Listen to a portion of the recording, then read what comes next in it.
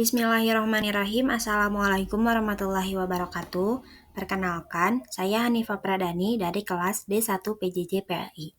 Pada kesempatan kali ini, saya akan memaparkan materi tentang I'jaz Al-Quran.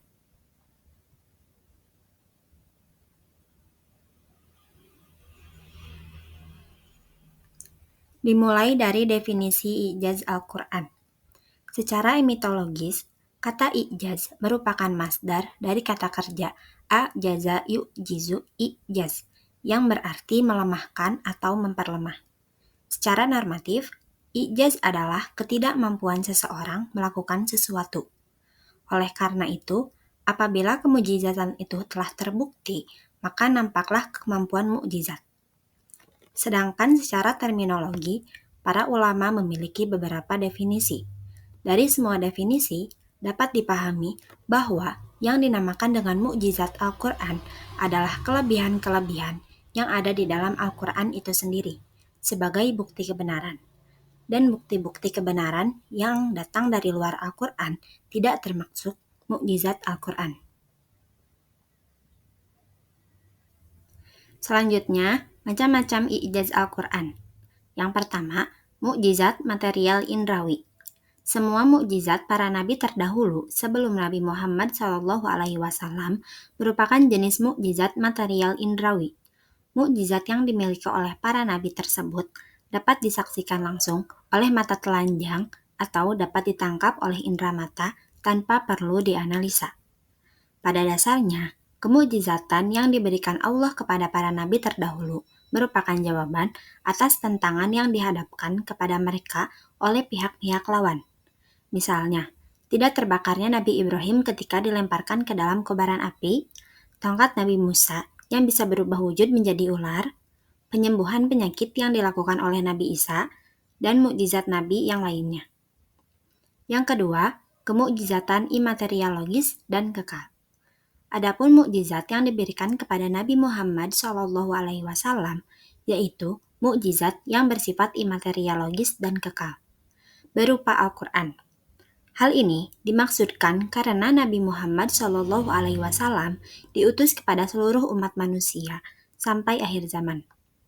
Al-Quran sebagai bukti kebenaran ajarannya harus siap untuk disajikan kepada semua orang, kapanpun, tanpa mengenal batas waktu, situasi, dan kondisi apapun.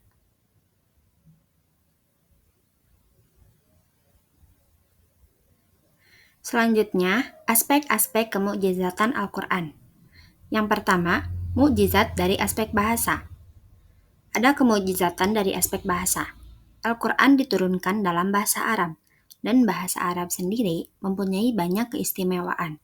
Antara lain, bahasa Arab umumnya mempunyai 3 akar kata, dan dari 3 akar kata tersebut, bahasa Arab dapat melahirkan banyak kosakata baru. Bunyi sangat menentukan dalam bahasa Arab. Perubahan bunyi akan menyebabkan perubahan arti. Selanjutnya, karena bahasa Arab adalah bahasa yang kaya kosakata dan sinonimnya. Bahasa Arab memiliki tata bahasa yang rinci dan detail. B. Mukjizat dari aspek nada.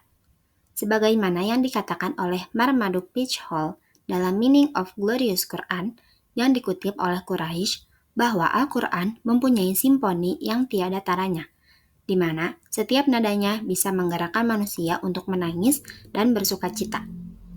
C. Kemukjizatan dari aspek kepadatan isi.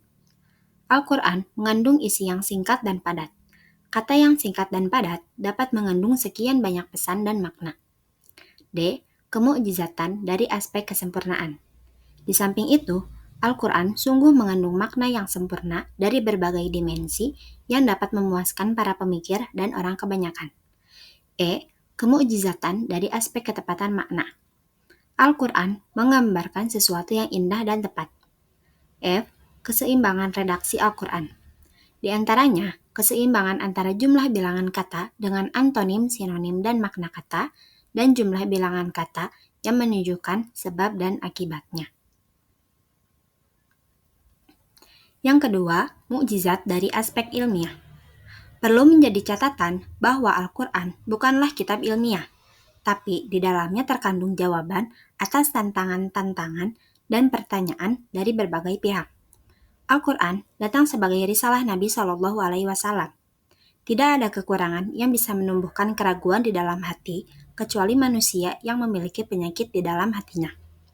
Yang ketiga, mukjizat dari pemberitaan gaib, yaitu pemberitaan tentang hal-hal gaib yang tidak dapat dilihat, dirasakan, atau diketahui oleh manusia, seperti peristiwa masa lalu, masa kini, dan masa depan. Yang keempat, mukjizat dari penetapan hukum, yaitu keistimewaan atau keajaiban yang terdapat dalam hukum-hukum yang ditetapkan Allah. Tidak ada yang dapat menandingi Al-Quran dari keindahan bahasanya, keluasan cakupannya, fleksibilitas, penetapan hukumnya, serta kemoderatan penafsiran isinya, sehingga dapat disesuaikan dengan perkembangan zaman. Selanjutnya, polemik seputar i'jaz Al-Quran. Yang pertama, sistematika susunan Al-Quran. Penilaian orang tentang Al-Quran yang sangat kacau sistematika penulisannya. Misalnya, belum selesai suatu penjelasan, sudah meloncat kepada penjelasan lainnya yang tidak ada hubungannya dengan pembahasan sebelumnya. Yang kedua, kritik terhadap bahasa Al-Quran. Bukti-bukti akan keindahan bahasa Al-Quran itu tidaklah sedikit. Namun, hal ini tidak bisa menutup akan adanya orang-orang yang merasa belum puas dengan tata bahasa ataupun maknanya.